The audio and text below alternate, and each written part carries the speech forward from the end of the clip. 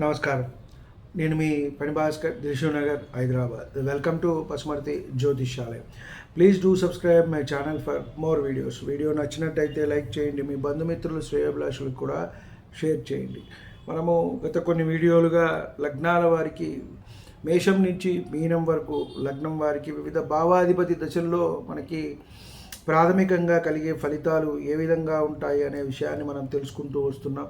తర్వాత ఆధిపత్యాలని బట్టి తర్వాత వారు ఎవరితో ఉన్నారు, ఎవరిని చూస్తున్నారు, ఎలా రవితో అష్టంగత్వం చెందారా, రాహుకేతువులతో కలిసి ఉన్నారా, వీటన్నిటిని బట్టి కూడా ఫలితం అనేది మారుతూ ఉంటుంది అని మనము చెప్పుకోవచ్చు. గత వీడియోలో మనము తులాలగ్నం వారి గురించి తెలుసుకున్నాం. ఈ వీడియోలో వృశ్చిక లగ్నం వారి గురించి తెలుసుకునే ప్రయత్నం చేద్దాం.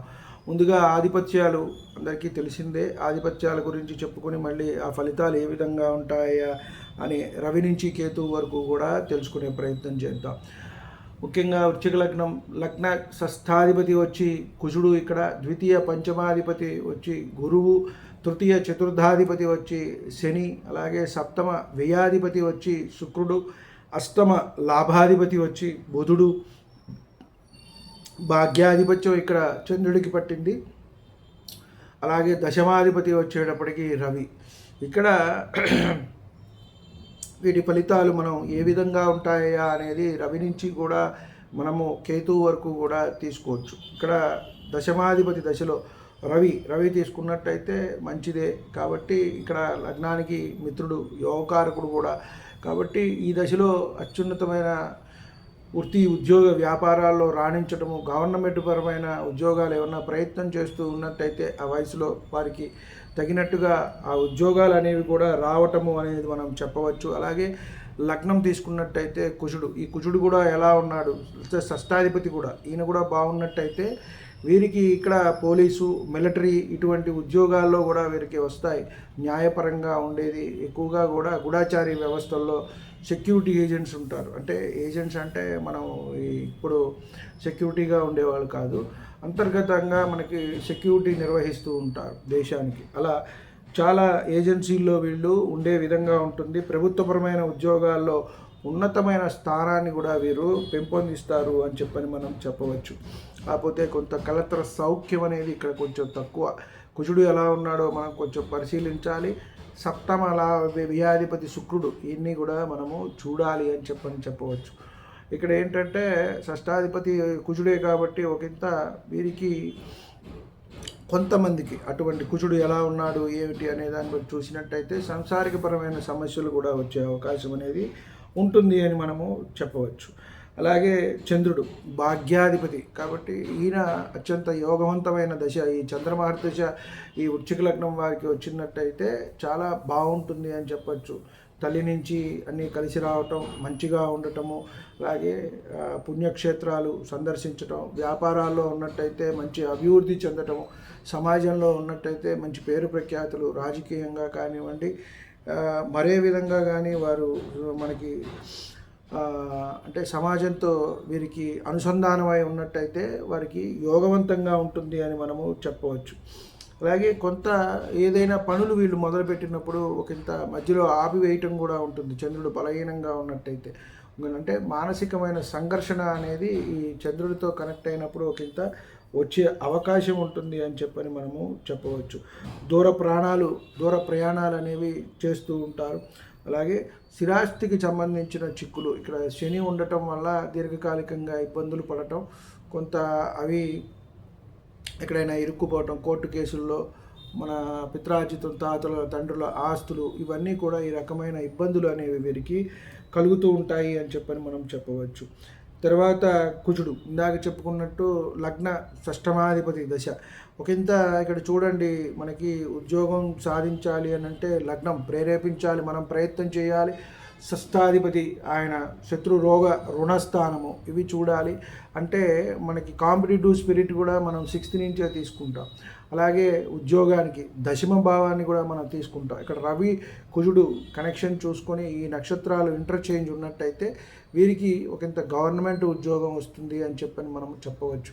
అలాగే ద్వితీయాధిపతి గురువు, లాభాధిపతి బుధుడు, వీరు కూడా ఈ నలుగురి కనెక్షన్ ఉంది అంటే కనుక వీరికి ఎక్కువగా కూడా ఇక్కడ నక్షత్రాల పరివర్తన అయినా రాశుల పరివర్తన అయినా కలిసి ఉన్న ఒక చోట వీరికి ఇటువంటి గవర్నమెంట్ పరమైన ఉద్యోగాలు వస్తాయి అని చెప్పని మనము చెప్పవచ్చు. ఇక్కడ కొంత వీరికి అనారోగ్యము, శత్రుపరాజయము బాగున్నట్టయితే ఇందాక మనం చెప్పుకున్నాం, రోగనిరోధక శక్తి అనేది ఇబ్బంది పెడుతుంది అని చెప్పని సంఘంలో అన్ని రంగాల్లో కూడా మనం చూసినట్టయితే ముందంజలో ఉంటారు. ఆ కుజుడు ఆ అగ్రెసివ్నెస్ అనేది ఉంటూ ఉంటుంది దానివల్ల ఎక్కువగా. తర్వాత కొంత రుణ బాధలు అనేది ఇందాక మనం చెప్పుకున్నాం కదా, ఇచ్చినప్పుడు కొంతమందికి రావు. కొంతమంది మన క్లయింట్స్ ఫోన్ చేస్తూ ఉంటారు, వీరు ఏ సమయంలో ఇచ్చారు, ఎప్పుడు ఇచ్చారు, ఏమిటి, అలా వీళ్ళ లగ్నం ఏమిటి అనేది చూసుకున్నట్టయితే ఈ వృశ్చిక లగ్నం వాళ్ళకి మనకి టాలీ అయిందండి. చాలా వరకు ఈ శత్రు రోగ రుణస్థానం 6 కూడా ఆధిపత్యం ఉంది కాబట్టి వీరికి రావు, ఇస్తూ ఉంటారు రాగు. వీళ్ళు కూడా అప్పులు చేసి వాళ్ళకి ఇవ్వాలి రావటము, కొంతమంది అలవాట్లకు లోనైపోయి ఈ బాధలతో, మెంటల్ టెన్షన్స్తో, అంటే మానసికమైన సంఘర్షణలు అనేవి ఎక్కువ జరుగుతూ ఉంటాయండి. దానివల్ల ఇబ్బంది అనేది జరుగుతూ ఉంటుంది. రుణ బాధలు అనేవి, కళత్ర సౌఖ్యం అనేది ఉంటుంది. విద్యలో కూడా కొంచెం వెనకంజ వేయటం అనేది ఉంటూ ఉంటుంది. మనం కొన్ని చూడటం జరిగింది, వీరికి ఈ లగ్నం వారికి కొంత చదువులో కూడా నెగ్లెక్ట్ చేయటము, అలాగే ఆపివేయటం, మధ్యలోనే ఏదైనా ప్రారంభించినా కూడా ఇలా జరగటం. అలాగే నెక్స్ట్ బుధ మహర్దశ తీసుకుంటే అష్టమ లాభాధిపతి, లగ్నానికి అత్యంత పాపి. ఆ అష్టమాధిపత్యం మంచిది కాదు, లాభాధిపత్యం కూడా అంత మంచిది కాదు అని చెప్పని మనం చెప్పవచ్చు. దీనికి మానసిక వ్యాకులత, న్యాయస్థానంలో వాద్యాలు, అనుకోని సమస్యలు, వృత్తి ఉద్యోగాల్లో ఏదైనా ఇరుక్కోవాల్సి వస్తుంది. కాబట్టి జాగ్రత్తగా ఉండటం, అన్నదమ్ములు అక్క చెల్లెళ్ళ నుంచి ఏవైనా బుధుడు బాగుంటే మంచి స్థానంలో, అంటే మిథున కన్యల్లో ఉన్నట్టయితే పర్వాలేదు, స్వక్షేత్రం ఇచ్చేవి ఉంటాయి. లేదా బుధ నక్షత్రాల్లో బుధుడు ఉన్నట్టయితే ఒకంత పర్వాలేదు కాబట్టి బయటపడతారు. లేదంటే వారి నుంచి సహాయ సహకారాలు కూడా వీరికి అందవు అని చెప్పచ్చు. అలాగే మతి మరుపు, బుధుడు మనం చెప్పుకున్నాం బుద్ధికి కారకుడు అని చెప్పని, కాబట్టి చేపట్టిన పనులు కూడా కాకపోవటం, ఆలస్యంగా జరగటము, వ్యాపారాల్లో పెట్టినా కూడా రాణించలేకపోవటం అనేది ఎక్కువగా వీరికి జరుగుతూ ఉంటుంది అని చెప్పచ్చు. అలాగే కొంత ప్రయాణాలు చేసేటప్పుడు కానివ్వండి, ఆకస్మికంగా ఏదైనా సరే లాస్, ధనం నష్టం కూడా జరిగే అవకాశం, పిత్రార్జితాలు అవి రాకపోవటం, తాతల తండ్రుల ఆస్తులు ఇవన్నీ కూడా ఇరుక్కుపోవటం, ఇలాంటివన్నీ కూడా ఎక్కువగా జరుగుతూ ఉంటుంది. తర్వాత గురు మహర్దశ, ఇది తీసుకున్నట్టయితే ద్వితీయ పంచమాధిపతి, ఇది లగ్నానికి అత్యంత యోగకారకుడు. ఒక మకరంలో తృతీయంలో ఉన్నట్టయితే కొంత ఇబ్బంది పెడుతుంది, బాలారిష్టము ప్లస్ ఆయన బలం లేకపోవటం వల్ల ధనపరంగా కానీ కుటుంబ పరంగా కానీ ఇబ్బందులు పడటం, సంతానపరంగా పంచమం అది కూడా కొంత ఇబ్బంది పెడుతూ ఉంటుంది. కారకుడే ఆయన ప్లస్ ఆధిపతి కూడా ఆయనే ఇబ్బంది పెట్టడం. ఇంకా కొంత మనం D7 చార్ట్ కూడా చూసుకుని ఎలా ఉంది ఏమిటి అనేది కొంత పరిశీలించిన తర్వాత మనం చెప్పాలి. అలాగే మనం ఎప్పుడూ కూడా సంతాన విషయాల్లో ఒకళ్ళని చూసి అమ్మాయిని అబ్బాయిని ఇద్దరి జాతకాలు చూడాలి. భార్యాభర్త జాతకాలు రెండు సరిచూసుకుని సరిపోల్చుకుని మనం ముందుకు వెళ్ళినట్టయితే మనం చెప్పడానికి మంచిగా ఉంటుంది, సరైన నిర్ణయం తీసుకోవడానికి కూడా అవకాశం ఉంటుంది. ఇవాళ రేపు చాలామందికి అది ఉద్యోగాల వల్ల కానివ్వండి, చదువు వల్ల కానివ్వండి, వివాహాలు లేట్ అయిపోతున్నాయి. తర్వాత సంతానం అనేది కలగటానికి చాలా ఇబ్బందులు పడుతున్నాయి. మనం చాలా వీడియోస్లో చెప్పుకున్నాయి. ఇవాళ చాలా లీస్ట్ ప్రిఫరెన్స్ ఏదైనా ఉందయ్యా సమాజంలో అంటే వివాహం, సంతానం. వివాహమైన వాళ్ళేమో ప్లాన్ చేస్తున్నామని పోస్ట్పోన్ చేస్తారు. తర్వాత వచ్చే ఇబ్బందులు అంతా ఇంత కాదు, ఫారిన్ వెళ్ళాలి, అక్కడేదో ఇల్లు కొనాలి, ఇంకోటి చేయాలి, ఎక్కడైనా అలాగే ఉన్నారులేండి. దాన్ని బట్టి తర్వాత వచ్చేటప్పటికి ఇబ్బందులు వస్తున్నాయి. తర్వాత మళ్ళీ కృత్రిమమైన పద్ధతులకు వెళ్ళాల్సి వస్తుంది. IVF, ఇలాంటివి అన్నీ కూడా మనము చేసుకోవాలి. డాక్టర్స్ సలహా తీసుకొని మళ్ళీ మనం జ్యోతిషపరమైన పరిహారాలు చేసుకుంటూ అవి కూడా చేయాల్సిన అవసరం అనేది మనకి ఉంటుంది అని మనం చెప్పవచ్చు. కాబట్టి ఈ గురు మహర్దశలో కుటుంబ సౌఖ్యం, సంతాన వృద్ధి, విద్య, ఇంటిలో దైవ కార్యాలు, అలాగే విదేశీ ప్రయాణాలు ఇవన్నీ కూడా కలుగుతాయి అని చెప్పని మనం చెప్పవచ్చు. మంత్రోపాసన, కొంతమంది మంచి ఇక్కడ పంచమాధిపత్యం కాబట్టి మంచి ఉపాసనా పరులుగా ఉంటారు. వాళ్ళు చేసే ఉపాసన కూడా ఎంతైనా సరే వీరికి అక్కరకు వస్తుందని చెప్పని మనం చెప్పవచ్చు. తర్వాత శుక్ర మహర్దశ, ఇది సప్తమ వ్యయాధిపతి ఇక్కడ మనం తీసుకున్నట్టయితే కళత్ర సుఖం అనేది వీరికి కొంచెం తక్కువగా ఉంటుంది. కుజుడు శుక్రుడు పరస్పర బద్ధ వైరాలు వీరిద్దరు జాతకంలో ఎలా ఉన్నారు అనే దాన్ని బట్టే మనకి భార్యాభర్తల మధ్య అన్యోన్యత, సంతానము ఇవన్నీ కూడా అంటే వీళ్ళు వైవాహిక జీవితం సుఖంగా గడుపుతున్నారా లేదా అనేది మనం చాట్లో ఈ రెండు చూసి మనం చెప్పేయచ్చు. బయటకి ఎంత మనకి వారు కనబడినా కూడా ఆ 4 గోడల మధ్య వారి సంసార జీవితం ఎలా ఉన్నది అనేది మనము చెప్పవచ్చు. ఆ 2 గ్రహాలు మనం చూసినట్టయితే ఇక్కడ భార్యకి అనారోగ్యము, కొంత దూరం అవటము, కళత్ర నష్టము, కళత్ర సౌఖ్యం తక్కువగా ఉంటుంది. అలాగే ఇందాక మనం చెప్పుకున్నట్టు కళత్ర మూలక భయము అంటే ఒక ఇంత మనము ఏముందిలే కుజదోషము అని చెప్పని కొంతమంది కొట్టిపారేస్తూ ఉంటారు. దానివల్ల చాలామంది దూరమైన వాళ్ళు కూడా ఉంటారండి. భార్యాభర్తలు వివాహమైన తర్వాత ఒక్క దానివల్లే కాదు, సప్తమాధిపతి ఎలా ఉన్నారు అనే దాన్ని బట్టి కూడా మనము చూడాలి. ఈ లగ్నానికి సప్తమాధిపతికి శుక్రుడు అయ్యాడు. వీరిద్దరూ మేష వృషభ అలాగే తుల వృచ్చిక వీరికి సప్తమాధిపతి వారు వీరు అవుతారు. కాబట్టి ఒకంత ఈ 4 లగ్నాల వారికి జాగ్రత్తగా మనం ముందుకు వెళ్ళాలి. ఇబ్బంది పెడుతూ ఉంటారు. ఎవరికైనా సప్తమాధిపతి వల్లే వివాహము, ఆ వివాహ మనస్పర్ధలు, విడిపోవటం ఇవన్నీ జరుగుతాయి. కాబట్టి ముఖ్యంగా ఈ 2కి జాగ్రత్తగా చూసుకొని ముందుకు వెళ్ళాలి అని చెప్పని మనం చెప్పవచ్చు. అలాగే వినోద విలాసాలకు ధనం అనేది ఎక్కువగా ఖర్చు పెట్టేస్తారు అని చెప్పని మనము చెప్పవచ్చు. తర్వాత శని ఈ లగ్నం వారికి తృతీయ చతుర్థాధిపతి కాబట్టి ఇక్కడ మనం తీసుకున్నట్టయితే చతుర్థాధిపత్యం శనికి మంచిదే. కొంత కష్టపడి పైకి వచ్చి అభివృద్ధి చెంది చిన్నగా స్థలం కొనుక్కొని చిన్నగా ఇల్లు కట్టుకొని అలా వెళ్తారు.